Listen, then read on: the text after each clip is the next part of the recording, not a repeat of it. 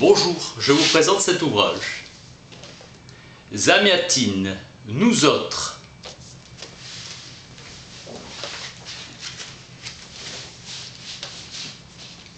Préface de Georges Semprun. Écrivain russe, selon Marx, l'écrivain ne considère pas ses travaux comme un moyen. Ils sont des buts en soi. Ils sont si peu un moyen pour lui-même et pour les autres qu'il sacrifie au besoin son existence à leur existence. L'œuvre n'est jamais un moyen, mais un but en soi. Elle ne peut donc être instrumentalisée et ne peut être jugée en adéquation ou non-adéquation à la ligne dominante. Zamiatine était ingénieur naval et possédait une formation philosophique très solide. Il affirmait que le monde se développe uniquement en fonction des hérésies. Seuls les hérétiques rejettent le présent, apparemment inébranlable et infaillible. Seuls les hérétiques découvrent des horizons nouveaux dans la science, dans l'art, dans la vie sociale. Ils rejettent le présent au nom de l'avenir éternel, ferment de la vie. Infini mouvement en avant de la vie. Racine de la contradiction entre la littérature, l'art ou la science, et le pouvoir politique. Le pouvoir domine le présent et organise les forces posées dans l'exécution des tâches. Pour l'exécution des tâches. Le pouvoir politique est incapable d'admettre et d'absorber la fonction critique de la littérature. Zamiatine refuse les règles du jeu établies, ni le présent, ses exigences et ses tâches immédiates.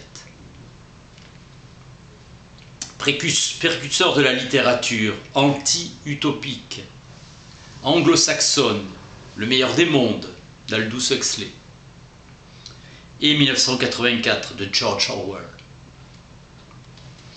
Il n'y a pas de dernière révolution. La dernière, c'est pour les enfants. Apporter le bonheur, nous devons les forcer à être heureux. Je suis un mathématicien de l'état unique. Je pense ce que nous autres, nous pensons. La danse est belle car elle est obéissance absolue et extatique dans le manque absolu de liberté. Extatique. L'instinct de la contrainte a toujours existé dans l'homme. Nous autres sera le titre de ces notes. L'histoire de l'humanité n'est que l'histoire du passage de la vie nomade à une vie sédentaire.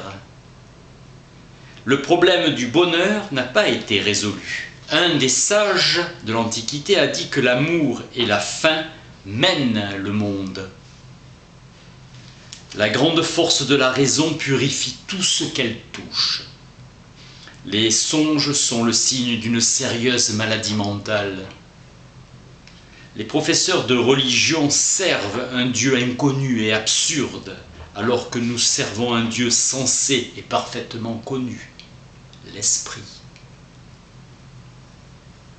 l'État. Leur Dieu s'est offert en sacrifice, alors que nous apportons au nôtre, à l'état unique, un sacrifice paisible, réfléchi et raisonnable. Devant un miroir, pour la première fois, il se vit clairement et consciemment. Les habitants du paradis se virent proposer un bonheur sans liberté. La force immense et grandiose du verbe, avec un grand V, était employée en pure perte. La poésie est une force nationale, un service utile. Le bienfaiteur et le prêtre de l'état unique. Cet état unique, c'est Dieu, qui a remplacé l'unité, le Dieu condamné. Les souffrances sont des quantités négatives diminuant le bonheur. Vêtu de la robe blanche, le bienfaiteur serre nos bras dans les filets du bonheur. La dernière barricade sur le chemin du bonheur. La machine est vaincue. Le chemin est libre. Le zéro absolu, c'est moins de 173 degrés. Il fait grand jour et le baromètre est à 760. Est-ce moi, D503, qui ai écrit les quelques 200 pages? L'écriture est de moi, mais heureusement qu'il n'y a que l'écriture. Le soviétique Eugène Zamyatin a conçu cette politique fiction et y aborde les mécanismes de l'utopie au niveau existentiel. Il introduit l'homme vivant dans ses souricières.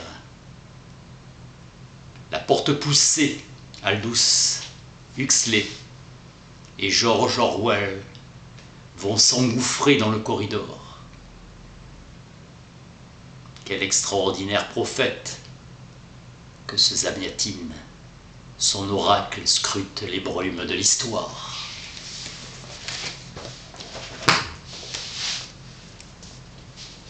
Zamyatin, nous autres. Merci.